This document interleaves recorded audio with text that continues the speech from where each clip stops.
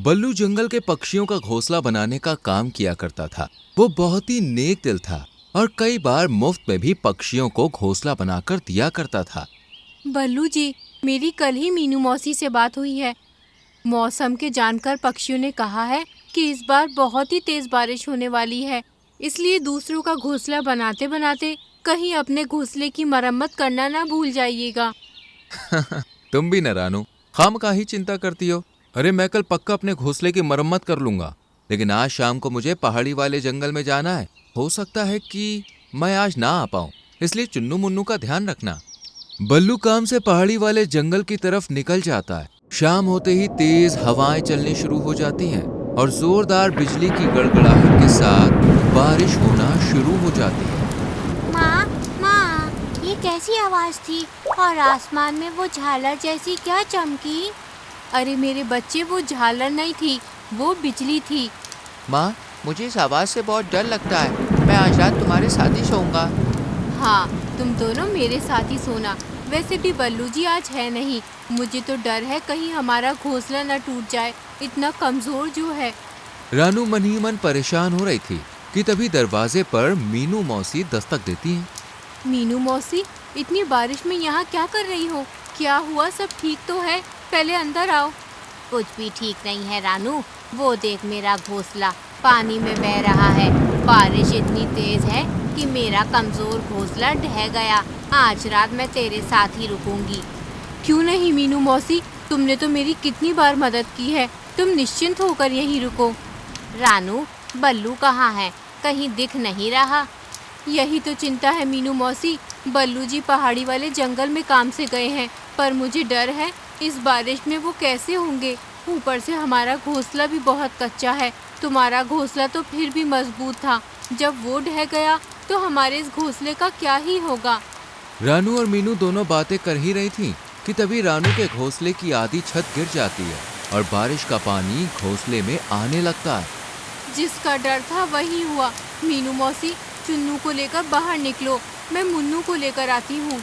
चारों घोंसले से बाहर पेड़ की टहनी पर बैठ जाते हैं और बारिश में भीगने लगते हैं। रानू, चुन्नू मुन्नू को ज्यादा देर तक बारिश में रखना ठीक नहीं है। मैं यहाँ इनके पास रुकती हूँ। तू जा किसी से मदद मांग ले।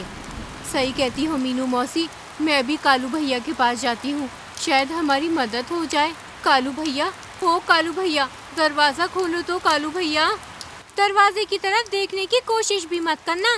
तुमने कोई हवेली नहीं बनाई है मेरे लिए। ये टिच्चू सा घर है और मैं इसमें किसी को नहीं आने दूंगी।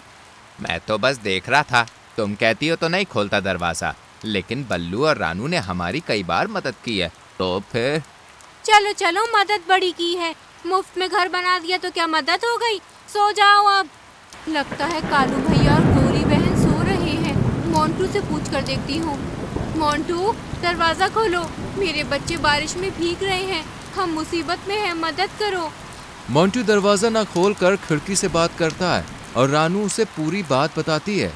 क्या है ना रानू, मेरा घोंसला बहुत कमजोर है, ये ज्यादा लोगों का वजन नहीं झेल पाएगा, इसलिए मैं तुम्हारी मदद नहीं कर पाऊंगा, माफ करना।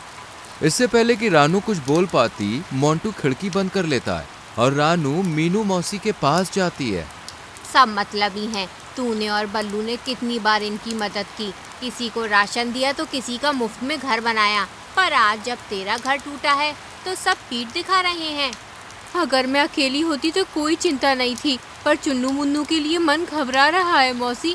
ऊपर से बल्लू जी भी तो नहीं आए हैं, क्या करूं, कुछ समझ नहीं आ रहा। चिंता मत कर रानू, हमने कभी किसी का बुरा नहीं किया।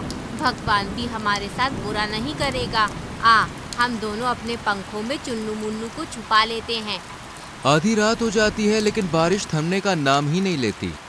माँ, बहुत ठंड लग रही है। मुझे भी बहुत भूख भी लगी है।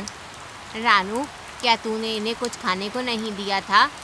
नहीं मीनू मौसी, दोनों बल्लू जी के साथ खाने की जिद कर रहे थे, पर वो तो है नहीं और अब तो राशन भी बर्बाद हो गया।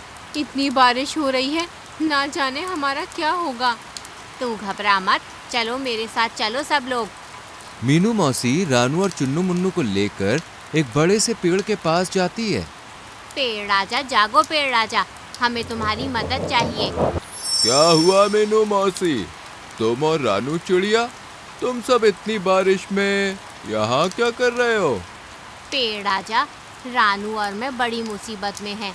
देखो ना, रानू का घर ढह गया और मेरा भी, और कोई भी हमारी मदद करने को तैयार नहीं है। क्या तुम हमें रहने के लिए छत दोगे?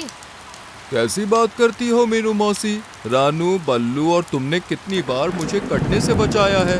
अब भला मैं तुम्हारी मदद नहीं करूँगा तो कौन करेगा? जल्दी से मेरे इस बड़े से होल में आ जाओ, मैं तुम्हें सुरक्षा भी दूंगा और खाने को ढेर सारे फल भी। जल्दी आ जाओ। रानू और मीनू तुरंत ही चुन्नू मुन्नू के साथ पेड़ के होल में बैठ जाती हैं। वहाँ बहुत सारे फल भी खाते हैं वो लोग, और फल खा के सभी अपनी भूख मिटा लेते हैं। देखते ही देखते पूरी रात गुजर जाती है। मीनू मौसी, सुबह हो गई है, बारिश भी रुक गई है। मैं जाती हूँ पहाड़ी वाले जंगल में बल्लू जी को देखने। तुम चुन्नू मुन्नू का ध्यान रखना, मैं जल्दी आ जाऊंगी। हाँ हाँ, मैं इनका ध्यान रखूंगी। माँ, मुझे भी तुम्हारे साथ चलना है।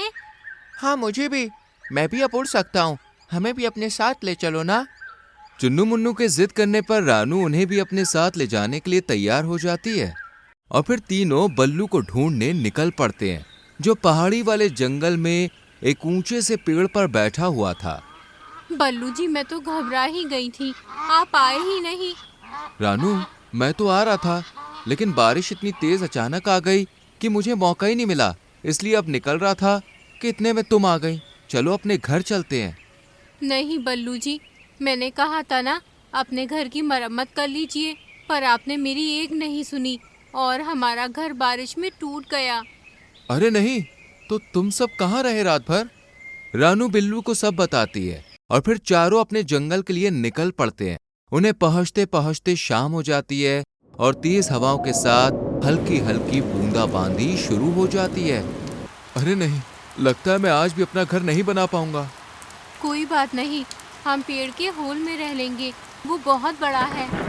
हाँ, और वहाँ बहुत से मीठे फल भी हैं खाने को, मजा आएगा। चारों पेड़ के होल में पहुंचते हैं, जहां मीनू मौसी भी बैठी हुई थी।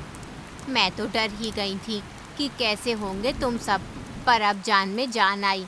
तुम लोग ठीक हो? चलो ये फल खा लो, पेड़ ने दिए हैं, बहुत स्वादिष्ट है। देखते ही देखते बारिश शुरू हो जाती है। रानू और बाकी सब सो जाते हैं, पर तभी किसी के चिल्लाने की आवाज आती है। बचाओ, कोई तो बचाओ, मेरा राशन, मेरा घर, कोई तो मदद करो रे। अरे भगवान, गौरी गौरी, मेरा हाथ पकड़ो। मीनू मौसी, ये आवाज कैसी? लगता है जैसे गोरी और कालू की है, शायद कुछ हुआ है। चलो चलकर देखते हैं। हाय भैया, कोई बचा लो रे, बचा लो। अरे नहीं, गोरी तो डूब रही है। मैं अभी उसे बचा कर लाती हूँ। रानू तुरंत ही नीचे की तरफ जाती है और गौरी को बचा लेती है, पर जंगल का माहौल देखकर वो हैरान रह जाती है। चारों तरफ पानी ही पानी था। सभी पक्षियों के घर पानी में तितर बितर हो गए थे। रानू, गौरी को मत छोड़ना, उसे तैरना नहीं आता, वो मर जाएगी। हाँ हाँ कालू भैया, मैंने पकड़ लिया है। कोई मेरी मदद करो, मैं अपने ही घर में फंस गया हूँ, कोई मदद करो। रानू गौरी को लेकर पेड़ के पास पहुँचती है। इतने में उसे मोंटू की आवाज सुनाई देती है। मीनू मौसी, ये मोंटू की आवाज कहाँ से आ रही है? ऐसा लगता है वो जो पानी में घर बह रहा है ना, उसमें से आ रही है। हाँ, ये तो मोंटू का ही घर है। देखो ऊपर मोर पंख भी है, लगता है मोंटू की जान खतरे में है। मैं अभी उसे बचा कर लाती हूँ। मैं भी आती हूँ। और मैं भी। कोई तो मुझे बाहर निकालो, ये दरवाजा जम गया है, पानी भी अंदर भर रहा है।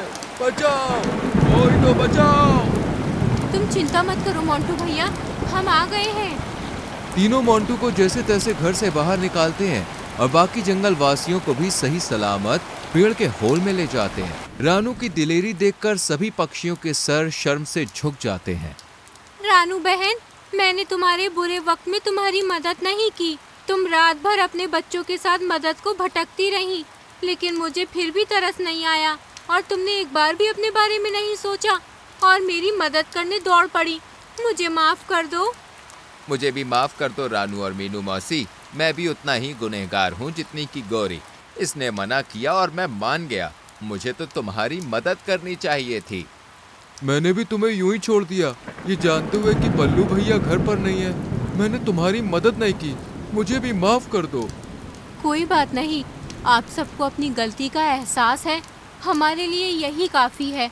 और वैसे भी गलती का एहसास होना सबसे बड़ा पश्चाताप होता है। मैंने आप सभी को माफ़ किया। रानू ने माफ कर दिया मतलब मैंने भी माफ कर दिया।